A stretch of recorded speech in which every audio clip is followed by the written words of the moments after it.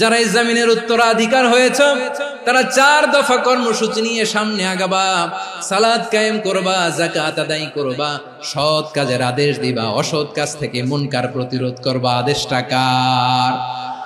পুরো উম্মার দায়িত্ব মুনকার প্রতিরোধ করা। সরকার প্রধানের দায়িত্ব মুনকার প্রতিরোধ করা। এরপর আল্লাহ বলেন প্রতিটা ফ্যামিলির যিনি প্রধান সিইও বাবা, প্রত্যেক বাবারও দায়িত্ব এই মুনকার প্রতিরোধ করা। আওয়াজ করে বলেন ঠিক কি না?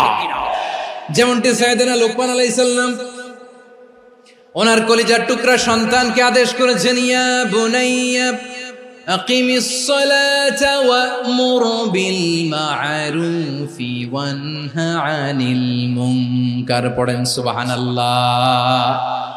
বাবা ছেলেকে সবক দিচ্ছে।